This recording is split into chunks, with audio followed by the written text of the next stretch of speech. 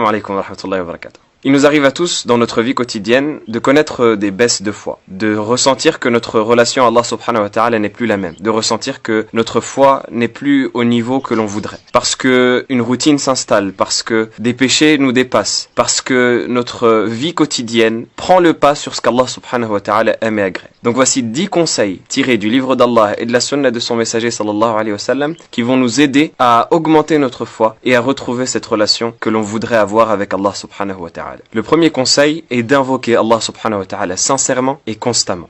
Allah subhanahu wa ta'ala a mis entre lui et nous un lien qui est fondamental pour nous. Ce lien-là, c'est principalement le lien qui est entretenu par le fait de lever les mains au ciel et d'invoquer notre Seigneur subhanahu wa ta'ala en lui racontant tout ce qu'on a sur le cœur, en invoquant pour qu'il nous accorde le bien de ce bas monde et de l'au-delà et qu'il nous préserve du mal de ce bas monde et de l'au-delà. Cette relation à Allah subhanahu wa ta'ala à travers l'invocation est fondamentale parce qu'elle constitue le cœur même de ce qui est l'adoration. Le prophète sallallahu alayhi wa sallam dit dans le hadith Ad-du'a huwa al-ibada. L'invocation, c'est l'adoration. Parce que c'est dans ce stade-là que la personne retrouve ce lien qui la lie à son Seigneur subhanahu wa ta'ala.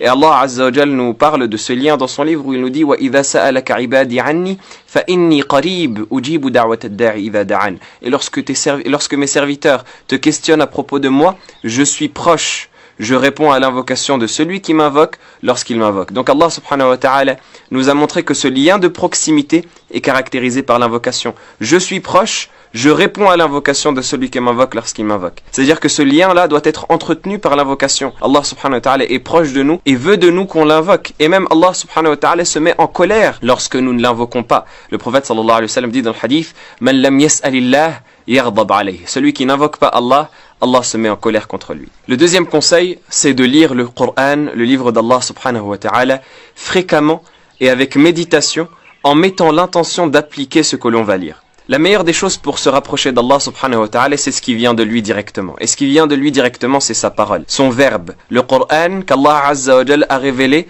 au dernier et au meilleur des messagers qui est Muhammad sallallahu alayhi wa sallam. Allah subhanahu wa ta'ala nous a révélé ce Coran comme étant une miséricorde et une guérison pour ce qu'il y a dans les poitrines. Allah azza wa jal dit وَنُنَزِّلُ مِنَ الْقُرْآنِ مَا هُوَ شِفَاءٌ وَرَحْمَةٌ لِلْمُؤْمِنِينَ. Et nous révélons du Coran ce qui est une guérison et une miséricorde pour les croyants. Allah subhanahu wa ta'ala en a fait une miséricorde pour toi. Et parmi les attraits de cette miséricorde, le fait que c'est une guérison pour ce qu'il y a dans la poitrine, pour les maladies spirituelles. À chaque fois que tu lis le Coran et que tu médites le Coran et que tu mets l'intention d'appliquer le Coran, ta foi augmente obligatoirement. La preuve de cela, c'est qu'Allah azza wa jal dit إِنَّمَا الْمُؤْمِنُونَ الَّذِينَ إِذَا ذُكِرَ اللَّهُ وَجِلَتْ قُلُوبُهُمْ وَإِذَا تُلِيَتْ عَلَيْهِمْ آيَاتُهُ زَادَتْهُمْ إِيمَانًا وَعَلَى رَبِّهِمْ يَتَوَكَّلُونَ. Il dit, certes les croyants sont ceux qui, lorsque Allah est évoqué, leurs cœurs sont épris d'effroi, de crainte, ils frémissent de crainte d'Allah subhanahu wa ta'ala. Et lorsque ces versets leur sont récités, leur foi augmente. زَادَتْهُمْ إِيمَانًا وَعَلَى رَبِّهِمْ يَتَوَكَّلُونَ. Et ils placent leur confiance en leur Seigneur. Le troisième moyen pour augmenter sa foi, c'est d'apprendre à connaître Allah subhanahu wa ta'ala à travers ses noms et ses attributs. On ne peut pas prétendre à être proche d'Allah subhanahu wa ta'ala si on ne le connaît. Qu'est-ce que tu connais de celui qui t'a créé? Combien de noms avec leur signification connais-tu? Et on remarque que notre vie quotidienne tend à nous faire oublier Allah subhanahu wa ta'ala. On rentre dans une routine, comme on disait, qui nous fait oublier Allah, qui nous éloigne de nos fondamentaux, qui nous éloigne de nos préoccupations principales, qui est de connaître Allah et d'apprendre à l'adorer. Eh bien, le fait de se concentrer sur les noms d'Allah subhanahu wa ta'ala et ses attributs, de revenir à cette base, ça nous aide à réapprendre à connaître notre Seigneur subhanahu wa ta'ala. Lorsqu'on apprend que Allah est Ar-Rahman, Ar-Rahim, le tout miséricordieux, le très miséricordieux, eh bien on en apprend plus sur la miséricorde de notre Seigneur. On en apprend plus sur le fait qu'Allah subhanahu wa ta'ala veut notre bien et qu'Allah azza wa jal est clément envers nous. Allah subhanahu wa ta'ala nous dit Yuridu Allahu bikumul yusra wa la yuridu bikumul usra. Allah veut pour vous la facilité, il ne veut pas pour vous la difficulté. Lorsqu'on sait qu'Allah subhanahu wa ta'ala est Al-Qawi, Al-Aziz, le fort et le glorieux, eh bien on place notre confiance sur Allah subhanahu wa ta'ala et on n'espère plus en personne d'autre parmi les êtres humains.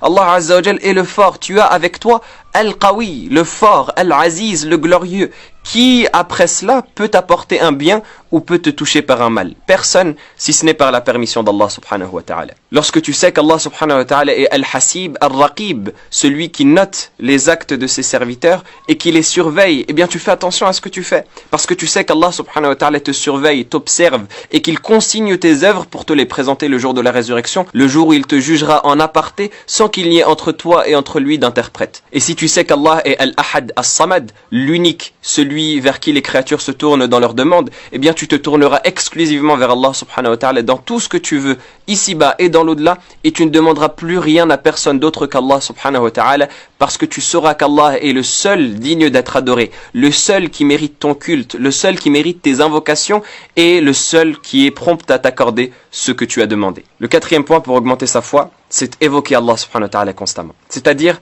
avoir le rappel d'Allah subhanahu wa ta'ala constamment sur la langue. Parce que le but de connaître Allah subhanahu wa ta'ala, c'est de fortifier notre lien avec lui dont on parlait. Ce lien qui nous lie à lui, le but, à travers le fait de le connaître, c'est de le fortifier. Et comment le fortifier si ce n'est en l'entretenant quotidiennement? Il faut l'entretenir quotidiennement en se rappelant tous les jours d'Allah subhanahu wa ta'ala et en évoquant Allah subhanahu wa ta'ala tous les jours. C'est-à-dire l'évoquer par les formules que le prophète sallallahu alayhi wa sallam nous a enseigné à répéter pour que ça nous serve de méditation. On doit prononcer ces formules en réfléchissant à leur sens. Subhanallah, qu'Allah soit exempté de tout défaut. Alhamdulillah, la louange exclusive est à Allah. Allahu Akbar, Allah est plus grand que toute autre chose. La ilaha illallah, nulle divinité ne mérite d'être adorée en dehors d'Allah. Répétez ces formules constamment et méditez sur ce lien qui nous lie à Allah. Et lorsqu'on évoque Allah subhanahu wa ta'ala, Allah nous le rend par encore meilleur. Allah Azza wa Jal dit dans le verset Fadhkuruni adhkurkum. Évoquez-moi, je vous évoquerai. Les savants ont dit en explication de ce verset que je vous évoquerai signifie qu'il nous élèvera en degré et qu'il nous rapprochera de lui. Tu fais partie des rapprochés d'Allah si tu l'évoques constamment. Plus tu l'évoques et plus tu te rapproches de lui et plus il se rapproche de toi. Et plus encore même, Allah subhanahu wa ta'ala nous dit qu'il est avec nous lorsqu'on l'évoque. Le prophète sallallahu alayhi wa sallam rapporte dans le hadith Qudusi qu'Allah subhanahu wa ta'ala a dit Ana 'inda dhanni 'abdi bi wa ana ma'ahu haythu yadhkuruni. Je suis comme mon serviteur pense de moi. Je suis selon l'opinion que mon serviteur se fait de moi et je suis avec lui partout où il m'évoque. Lorsque Allah subhanahu wa ta'ala est avec toi, ça signifie qu'il t'accorde son soutien, qu'il t'accorde la victoire, qu'il te fait triompher face à ceux que tu crains, qu'il t'accorde tout ce que tu veux ici-bas et dans l'au-delà. فَإِنْ ذَكَرَنِي فِي نَفْسِهِ ذَكَرْتُهُ فِي نَفْسِي وَإِنْ ذَكَرَنِي فِي مَلَئٍ ذَكَرْتُهُ فِي مَلَئٍ خَيْرٍ مِنْهِ. Et s'il m'évoque en lui-même, je l'évoque en moi-même. Et s'il m'évoque dans une assemblée, je l'évoque dans une assemblée encore meilleure. C'est-à-dire que le fait d'évoquer Allah dans une assemblée, rappeler Allah subhanahu wa ta'ala à toi-même et à tes amis et à ceux que tu fréquentes, c'est encore meilleur parce qu'Allah subhanahu wa ta'ala t'accorde une récompense supplémentaire qui est de t'évoquer auprès de l'assise la plus haute des anges qui sont rapprochés de lui. Le cinquième conseil pour augmenter sa foi, c'est de méditer sur la création d'Allah.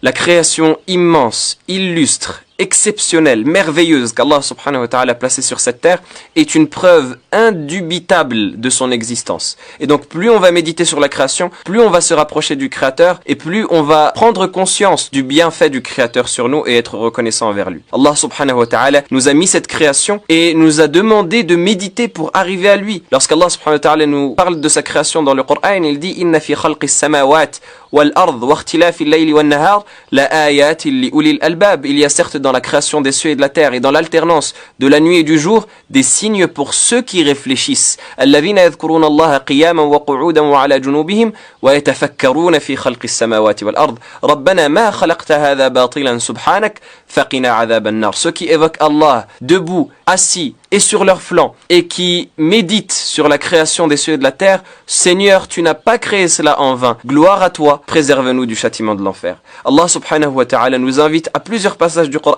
à méditer sur cette création immense et illustre. Afala yanzuruna ila al-ibil kayfa khuliqat wa ila as-sama'i kayfa rufi'at wa ila al-jibali kayfa nusibat wa ila al-ardi kayfa sutihat. Ne médite-t-il pas sur le chameau, comment est-ce qu'il a été créé, et sur le ciel, comment est-ce qu'il a été élevé, sur les montagnes, comment est-ce qu'elles ont été placées, et sur la terre, comment est-ce qu'elle a été nivelée. Toutes ces créatures nous amènent vers le Créateur dans notre méditation parce que lorsqu'on se rend compte de l'immensité de ces créatures et de la merveille qu'Allah subhanahu wa ta'ala a créée, eh bien on se rend compte que le Créateur est d'autant plus grand et d'autant plus majestueux et donc on glorifie Allah subhanahu wa ta'ala et on se rapproche de lui. Et c'est pour cela qu'il est rapporté de certains compagnons qu'ils disaient « Tafakkuru sa'a khayrun min qiyami laylah » une méditation d'1 heure, c'est mieux que prier toute une nuit. Parce que dans cette méditation d'1 heure, tu vas te rapprocher d'Allah subhanahu wa ta'ala à travers la foi. Et si tu le fais sincèrement, c'est mieux qu'une personne qui prie, mais qui n'a pas son cœur présent dans sa prière. Le 6e conseil, c'est de se concentrer sur l'adoration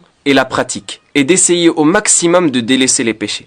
Parce que l'on sait que la foi augmente avec les adorations, et diminue avec les péchés. Plus tu fais des actes d'adoration, plus tu te rapproches d'Allah et plus ta foi augmente. Et plus tu fais des péchés et plus tu t'éloignes d'Allah et plus ta foi baisse. Et donc, lorsque tu fais des bonnes actions, Allah subhanahu wa ta'ala t'accorde le privilège d'augmenter ta foi. Et les meilleures des bonnes actions et les plus aimées auprès d'Allah, c'est les actions obligatoires. Le prophète alayhi salatu wassalam nous rapporte qu'Allah a dit dans le hadith Qudusi وَمَا تَقَرَّبَ إِلَيَّ عَبْدِي بِشَيْءٍ أَحَبَّ إِلَيَّ مِمَّا افْتَرَضْتُهُ عَلَيْهِ. Et mon serviteur ne se rapproche pas de moi avec une chose plus aimée, que j'aime plus que ce que je lui ai rendu obligatoire. C'est-à-dire que lorsque tu fais tes 5 prières obligatoires par jour, à la perfection, que tu essayes de les accomplir avec méditation, en faisant correctement les ablutions, en te concentrant dans ta prière, en méditant sur ce que tu dis, eh bien c'est plus aimé à Allah subhanahu wa ta'ala que les actes surrogatoires que tu pourrais faire. Et Allah azza wa jal dit dans la suite du hadith, وَلَا يَزَالُ عَبْدِي يَتَقَرَّبُ إِلَيَّ بِالنَّوَافِلِ حَتَّى أُحِبَّهُ. Et mon serviteur ne cesse de se rapprocher de moi avec les actes surrogatoires jusqu'à ce que je l'aime. فَإِذَا أَحْبَبْتُهُ كُنْتُ سَمْعَهُ الَّذِي يَسْمَعُ بِهِ وَبَصَرَهُ الَّذِي يبصر به ويده التي يبطش بها ورجله التي يمشي بها ولئن سألني لأعطينه ولئن استعاذني لأعيذنه. Et lorsque je l'aime, je deviens l'ouïe avec laquelle il entend, la vue avec laquelle il voit, la main avec laquelle il l'attrape, la jambe avec laquelle il marche. C'est-à-dire qu'Allah subhanahu wa ta'ala guide ta vue, guide ton ouïe, guide ta main, guide tes pas et ne te fait commettre que ce qui est bon et ce qui est pur. Et s'il me demande, je lui donne. Et s'il me demande protection, je lui accorde. Allah subhanahu wa ta'ala te rapproche de lui au point où chaque chose que tu vas demander, il te l'accorde et il te la donne. Et à l'inverse, celui qui fait des péchés s'éloigne d'Allah subhanahu wa ta'ala. Le prophète sallallahu alayhi wa sallam nous dit dans le hadith, Inna al-abda idha akhta'a khati'atan nukita fi qalbihi nuktatun sawda. Lorsque le serviteur commet un péché ou une faute, se dépose sur son cœur un point noir. Fa idha huwa naza'a wastaghfara wa tab. Si il délaisse ce péché, qu'il demande pardon et qu'il se repent, son cœur est purifié et est lavé. Et si il revient vers ce péché, on rajoutera sur ce point-là jusqu'à ce que son cœur soit couvert par une sorte de membrane noire qui l'empêche d'être sensible au rappel d'Allah subhanahu wa ta'ala. Et donc chaque péché que tu fais, si tu te repens automatiquement et que tu demandes pardon à Allah, Allah azza wa jal te l'efface et te purifie. Mais si tu continues, Allah azza wa jal fait qu'il y a un autre point qui se dépose jusqu'à ce que ton cœur soit recouvert. Et sache que le fait de regretter un péché suffit pour l'effacer. Si c'est suivi d'une demande de pardon sincère et d'un repentir, le prophète sallallahu alayhi wa sallam dit An-nadamu tawbah, le regret est un repentir. Et à chaque fois que tu demandes pardon à Allah, Allah te rapproche encore davantage de lui. Et le prophète sallallahu alayhi wa sallam nous dit Ittaqillaha haythuma kunt wa atbi'is sayyi'ata al-hasanata tamhuha. Crains Allah où que tu sois et fais suivre la mauvaise action d'une bonne, elle l'effacera. C'est-à-dire que à chaque fois que tu commets un péché, fais à côté une bonne action pour effacer ce péché, en plus de demander pardon et de te repentir, et c'est ainsi qu'Allah azza wa jal te rapprochera de lui. Le 7e moyen d'augmenter sa foi, c'est faire preuve de bonté envers ses parents. Un homme est venu voir le prophète alayhi salatu wassalam et lui a dit Ya Rasulallah, inni adhnabtu dhanban azima. Ô messager d'Allah, j'ai certes commis un péché terrible. Fahalli min tawbah. Est-ce que j'ai le droit au repentir? La question que le prophète sallallahu alayhi wa sallam lui a posée directement, c'est Hal laka min Est-ce que tu as une mère? Parce que être bienfaisant envers sa mère, c'est une des causes qui fait qu'Allah azza wa jal efface tes fautes. Être bienfaisant envers tes parents, c'est une des causes qui fait que tu te rapproches d'Allah parce qu'Allah azza wa jal a mis cela au même niveau que son adoration. وَقَضَى رَبُّكَ أَلَّا تَعْبُدُوا إِلَّا إِيَّاهُ وَبِالْوَالِدَيْنِ إِحْسَانًا. Et ton Seigneur a décrété, n'adorez que lui et faites preuve de bienfaisance envers vos parents. Allah subhanahu wa ta'ala a fait que cette prescription soit illustre au point où il l'a mis au même niveau que son adoration, ce qui fait que l'une des meilleures adorations pour se rapprocher de lui, c'est d'être bienfaisant envers ses parents et de les préserver de notre mal. D'être bienfaisant envers eux, c'est-à-dire de faire rentrer la joie dans leur cœur, de leur offrir des cadeaux, d'être bon envers eux, d'avoir un bon comportement, d'être souriant au quotidien, de leur échanger des bonnes paroles, de rester avec eux et de les accompagner comme il se doit, et de ne pas s'énerver lorsqu'ils nous demandent quelque chose, de les préserver de notre mal, de ne pas leur prononcer des paroles blessantes ou de les faire pleurer. Car il suffit, comme c'est mentionné dans certains textes, il suffit à la personne comme mal et comme péché de faire pleurer ses parents. Donc tout ça, le fait de les préserver de notre mal et de faire rentrer la joie dans leur cœur, c'est l'une des meilleures manières de se rapprocher d'Allah et d'augmenter notre foi. Le 8e conseil, c'est de fréquenter l'assise des gens pieux et d'avoir une bonne fréquentation et s'écarter des mauvaises fréquentations. Le prophète sallallahu alayhi wa sallam nous dit « Al-mar'u ala dini khalilih, falyanzur ahadukum man yukhalil » La personne est sur la religion de son compagnon. Que chacun fasse attention à qui il prend comme compagnon. Les amis que tu fréquentes déteignent sur ta foi. Si tu as un mauvais entourage, si tu as une mauvaise fréquentation, eh bien sache que ça va impacter sur ta foi et ça va t'éloigner d'Allah. Au contraire, si tu as une bonne fréquentation des gens pieux, des gens qui se rappellent d'Allah subhanahu wa ta'ala et qui ne font pas de perversité, eh bien sache que ça va te rapprocher d'Allah subhanahu wa ta'ala. Et Allah azza wa jal nous invite à rester avec les gens pieux dans son livre lorsqu'il nous dit « Wasbir nafsaka ma'al ladhina yad'una rabbahum bil ghadati wal 'ashiyyi yuriduna wajhah wa la ta'du 'aynaka 'anhum turidu zinata al hayati ad-dunya » Et patiente et endure et fais patienter ton âme, c'est-à-dire que il faut que tu te fasses violence pour rester avec ceux qui évoquent Allah nuit et jour en espérant sa face, et que ton regard ne se détourne pas d'eux, turidu zinata al-hayati ad-dunya, en espérant la parure de la vie d'ici-bas. Pourquoi est-ce qu'on se fait violence? Pourquoi est-ce qu'on endure et on patiente dans cette fréquentation? Parce que forcément, la vie d'ici-bas va nous attirer. Forcément, on va voir des gens qui baignent dans la vie d'ici-bas, qui ont tous les attraits et toutes les bonnes choses que l'on espérerait avoir parmi les plaisirs mondains.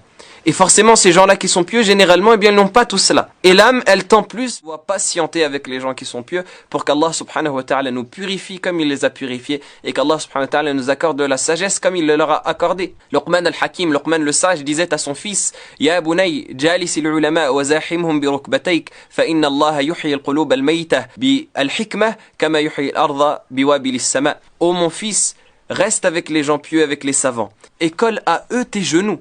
Colle tes genoux à eux pour dire colle-les, reste constamment avec eux, car Allah fait revivre les cœurs morts avec la sagesse, comme il fait revivre la terre morte avec la pluie du ciel. Et dans le hadith bien connu, le prophète sallallahu alayhi wa sallam compare la bonne fréquentation à quelqu'un qui porte du parfum, soit il t'en met, soit eh bien il te rend joyeux avec sa bonne odeur, et quelqu'un qui a une mauvaise fréquentation est comparable à un forgeron qui soit va brûler tes vêtements ou alors va te déranger avec son odeur pestilentielle. À toi de voir qui tu fréquentes et sache que ta foi sera déterminée grandement par la fréquentation et par le cadre dans lequel tu vivras. Le 9e conseil, c'est de visiter les tombes, visiter les cimetières, assister à un lavage mortuaire, visiter les gens malades dans les hôpitaux, c'est-à-dire aller vers ceux qui n'ont rien, visiter également les orphelinats, aller vers ceux qui n'ont rien, qui ont tout perdu, que ce soit par la mort ou que ce soit par la maladie, pour se rappeler de notre situation et pour que ça nous serve de rappel. Le prophète sallallahu alayhi wa sallam nous dit dans le hadith, Ala inni kuntu nahaytukum an ziyarati al-qubur,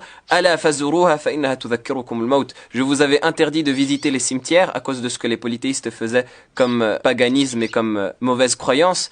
Visitez-les car ça vous rappelle la mort. Et la personne qui se rappelle la mort, son cœur s'attendrit au rappel et sa foi augmente parce que elle se rend compte que toutes les futilités dans lesquelles elle baigne ne sont que temporaires et éphémères et que la réalité est auprès d'Allah subhanahu wa ta'ala. Et le 10e conseil enfin, c'est de voyager dans un but d'adoration. Que ce soit de voyager à la Mecque, voyager à Médine, voyager dans les assises de sciences et les différents séminaires qui sont organisés, ou même aller de chez soi à la mosquée, changer d'ambiance, changer d'environnement pour que ce qu'il y a autour de nous ne nous impacte plus comme d'habitude et pour que l'on casse cette routine dans laquelle on s'empêtre. Le prophète sallallahu alayhi wa sallam nous rapporte que un homme a tué 99 personnes et qu'il est allé voir une 100e personne qui était un pieux et un dévot. Il lui a demandé est-ce qu'il pouvait se repentir et la personne a refusé et lui a dit non, tu ne peux pas te repentir. Comment est-ce que tu pourrais te repentir alors que tu as tué 99 personnes? Parce que c'était une personne ignorante et la personne l'a tué et a complété 100 personnes. Il est allé voir ensuite un savant et il lui a demandé est-ce qu'il pouvait se repentir et le savant lui a dit mais qui pourrait s'interposer entre toi et le pardon d'Allah subhanahu wa ta'ala? Bien sûr que tu peux te repentir. Certainement tu dois faire un certain nombre de choses pour expier tes fautes et parmi les choses qu'il lui a dit c'est de voyager de la terre dans laquelle il était où il y avait des gens mauvais vers une terre dans laquelle il y a des gens bons qui adorent Allah subhanahu wa ta'ala. Parce que le fait de changer d'environnement, le fait de voyager, le fait de quitter sa demeure pour passer ne serait-ce que quelques jours, ne serait-ce que quelques semaines dans un environnement pieux avec des gens pieux, eh bien forcément ça nous entraîne à la piété, ça nous entraîne à avoir la foi et ça nous purifie. Donc parmi les plus grands conseils qu'on peut donner pour augmenter sa foi, il y a le fait de voyager dans un but d'adoration, que ce soit comme on a dit pour accomplir la Umrah par exemple, ou alors dans des cercles de science qu'il y a auprès de nous. On demande à Allah subhanahu wa ta'ala qu'il nous accorde à tous une foi forte et solide. Wallahu a'lam wa sallam.